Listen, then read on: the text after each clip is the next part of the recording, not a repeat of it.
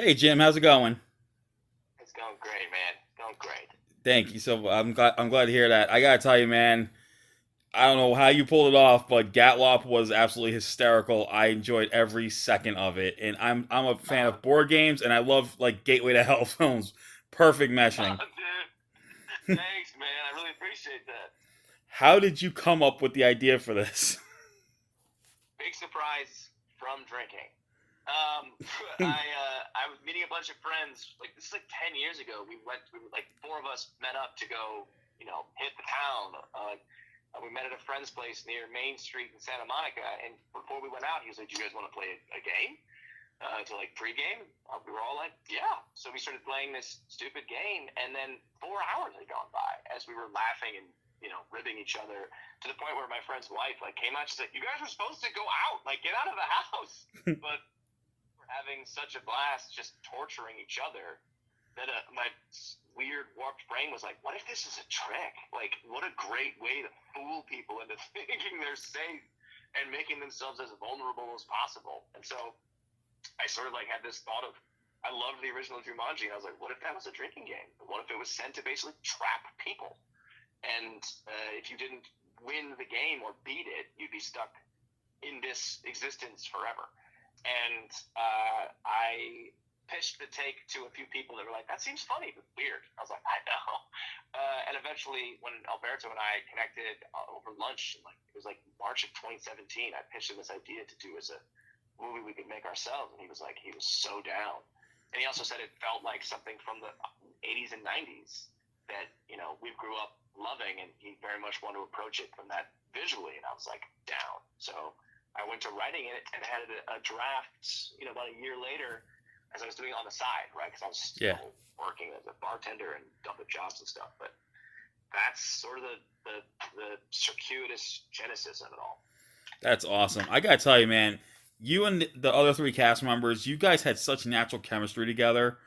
And then I talked to Alberto a little while ago. He told me like you guys never worked with each other, but I don't know No, how you guys did it. But you guys had that natural flow that made this film totally work. How did you guys get to bond off set? What did you do to make that happen? I was just they were so like Emmy, Sharonis, John are so talented, so smart, and so funny. They very much responded to the script, and we had to meet on Zoom before. And initially, before COVID, Alberto and I talked about like when we do get this thing cast, we have to have a night where like everybody gets together and plays a game, like plays a drinking game, and like that way we can hopefully bond. And of course, we couldn't do that because it was COVID. Right. But we knew Emmy from Umbrella Academy, Sharonis from Insecure. I got a friend on Insecure, and then I'm watching John on Baywatch and Miracle Workers, and we knew their work, but they very much responded to the material, and we had lots of conversations with them. They just felt like the people. Plus, they were all so unique in different ways, and they elevated the characters that I had in my mind in ways I didn't expect. And just from the conversations, we felt like each one of us had a repartee, and then we were kind of forced to, be able to hang out. It was basically sink or swim because we were in one house for 2 weeks straight during COVID, and so we were like locked into like basically a bedroom was our whole day for the whole time. And it was basically like we either get along or we murder each other. And luckily, we all got You along all got really well. along. That's awesome. And now there's one scene I have to bring up because I brought this up with Alberto, and I lost my mind when I saw this. And I'm going there. I'm talking about the aerobic scene. I don't. Right. How did that happen? I mean, who came? Was that like? Did you purposely put that in the script? Like at the Oh yeah. because that was so Oh hilarious. yeah. I was thinking about there's a famous YouTube clip, something about like 80s aerobics or something. It had this like repetitive music, and and my coworker showed it to me like a couple weeks ago, and I started laughing. So when I saw it in the movie, I was like in tears from laughing so hard because that's all I thought about. And That's what? amazing. I mean, yeah, because I had to come up with stuff that we could do. I had to come up with solutions that we could do realistically. And I was like, all right, so what is something that I would never expect, but has to somehow, we have to come together, right? And so it's challenging the individuals. One has to lead. They'll have to somehow like follow in a way, but we can still be bad at, and yet like I'm like the chances of all of us are, because I can't dance. I'm a terrible dancer. 6'5" white dude. Like, it doesn't happen. Yeah. But when we came up with this, we're like, it can be sloppy, and then we can solve it in the end. And Alberto happened to have a relationship with this dude that was a choreographer for, like, Beyonce and stuff. And he came up with a fun dance sequence that was realistic. It was, I won't lie, it was hard. Like, we had to work together the night before, and then the day leading up to shooting it, because we only had one day to shoot at that location. Yeah. It was tough, but man, once we kind of found a groove and we were shooting it, we were losing our minds laughing.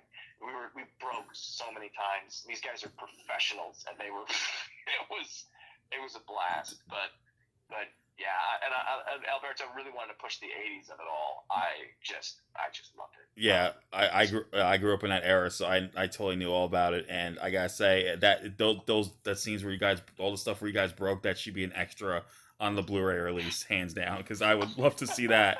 That should be on the gag reel right there. I would be up for it. That would be like my instant. Take my money. I also liked the fact that even though it had that horror theme of if you don't, no one wins, you're stuck in eternity. But I like that it wasn't as, like, you wouldn't think it'd be as bloody, except for when Clive got the arrow to the leg. That's like the bloodiest I saw in the whole thing. But I still like that little subtlety that it's a bit of a horror film as well. But somehow it just meshed really well. Yeah, I think initially it was more of a thriller comedy, but we wanted the stakes to be real, that like they will be like mauled if they don't follow the rules. And obviously production is limited because it was such a low budget film that we could only do so much.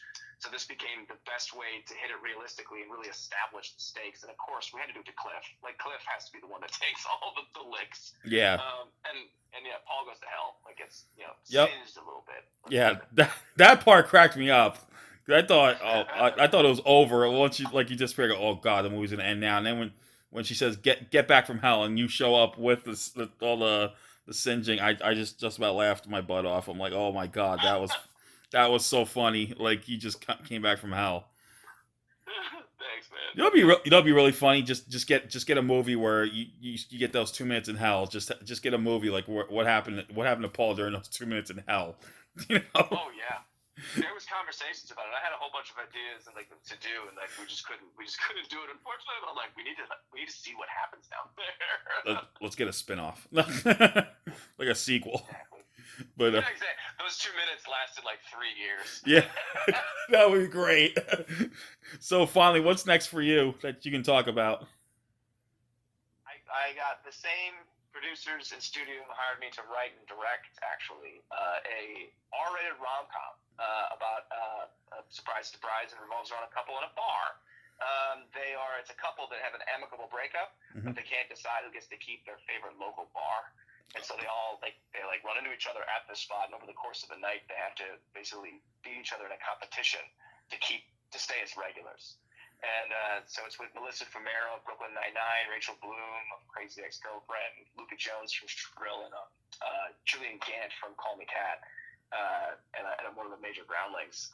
These guys, it's a lot of fun. It's a lot of fun. And then my writing partner, the guy I wrote Klaus with, we have a couple animated features in development, as well as a couple animated half hours, and then I'm developing a half hour and another horror comedy as well. Nice. That's cool. You're keeping busy, man. And I got that rom-com thing. I'm definitely gonna check out that one when that's ready, because that sounds awesome.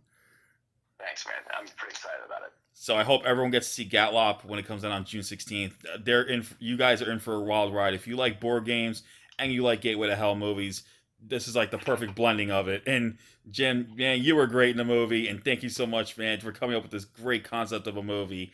And I hope it's a hit, and I hope we get to see a follow-up. Oh, dude, that would be great. I really appreciate the time, man. Thank you so much. All right, man, and I hope we get to see what happens to Paul those 2 minutes in hell. That'd be awesome. Yeah, man, I agree. Make that a short film or something. Will do. All right, man, you take care. You stay safe.